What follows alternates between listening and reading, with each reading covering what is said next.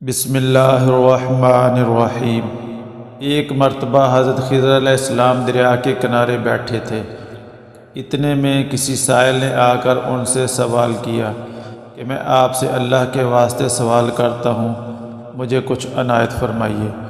یہ سن کر حضرت خضر علیہ السلام پر بے ہوشی طاری ہو گئی۔ جب کچھ ہوش ہوا تو فرمانے لگے، بھائی میں تو صرف اپنی جان اور مال کا مالک ہوں، تم نے مجھ سے اللہ کے واسطے سوال کیا ہے، لہٰذا میں اپنی جان اور ذات تمہارے حوالے کرتا ہوں، تم جس طرح چاہو اس کو استعمال میں لاؤ، بازار میں فروخت کر کے اس کی قیمت سے فائدہ اٹھاؤ۔ چنانچہ سائل ان کو بازار لے گیا اور ایک شخص ساہمہ بن ارقم کے ہاتھ ان کو فروخت کر دیا۔ یہ خریدار ان کو اپنے گھر لے گیا جس کی پشت پر اس کا ایک باغ تھا۔ چنانچہ ساہمہ نے حضرت خضر علیہ السلام کو ایک کدال دے کر کہا کہ میں اس سامنے والے پہاڑ میں سے مٹی کاٹ کر باغ میں ڈالتے رہیں، اور یہ حکم دے کر ساہمہ اپنی کسی ضرورت سے کہیں چلا گیا، اور حضرت خضر علیہ السلام اس پہاڑ سے مٹی کاٹ کاٹ کر باغ میں ڈالنے لگے۔ جب ساہمہ واپس آیا، اس نے گھر والوں سے دریافت کیا، کیا تم نے غلام کو کھانا بھی کھلایا کہ نہیں؟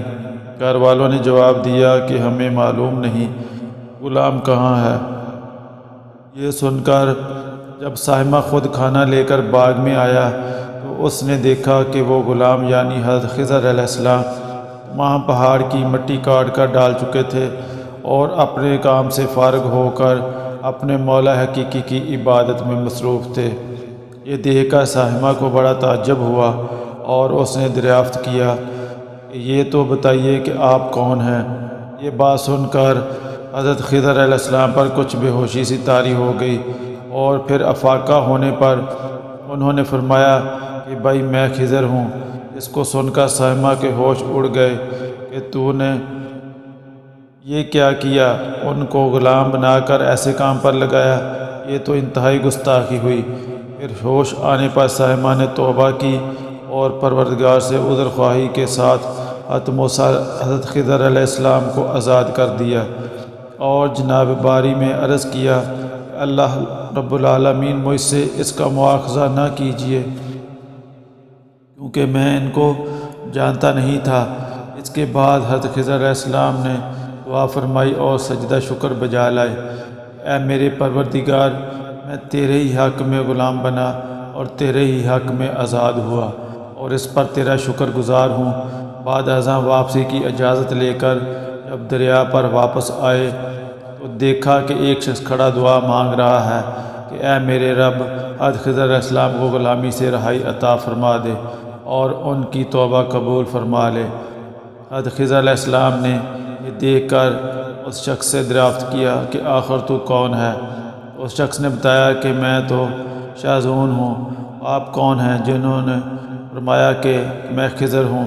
اس کے بعد شاذون نے کہا، اے خضر، تم نے اپنے لیے رہنے کا مکان بنا کر دنیا طلب کی ہے، کیونکہ حضرت خضر علیہ السلام کا دریا کے کنارے پر ایک عبادت خانہ تھا۔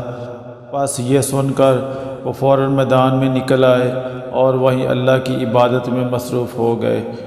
اس کے بعد حضرت خضر علیہ السلام نے اسی جگہ ایک درخت لگایا اور اس کے سایہ میں عبادت شروع کی، تو آواز آئی، اے خضر، جب تم نے درخت کے سایہ میں سجدہ کیا تو تم نے دنیا کو آخرت پر ترجیح دی۔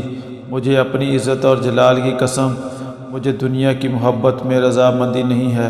اس کے بعد حضرت خضر علیہ السلام نے شاذون فرشتہ سے کہا کہ اے شاذون، دعا کرو کہ اللہ تعالیٰ میری توبہ قبول فرمائے۔ چنانچہ شاذون نے دعا کی اور اللہ تعالیٰ نے شاذون کی برکت سے حضرت خضر علیہ السلام کی توبہ قبول فرمائی۔ خدا کے برگزیدہ بندے اسی حالت میں راضی رہتے ہیں جو اللہ تعالیٰ کو منظور ہو۔ بے شک ہماری فلاح بھی اسی میں ہے کہ زندگی کے ہر موڑ پر آنے والے ہر پیچ و خم پر ہم راضی و رضا رہیں۔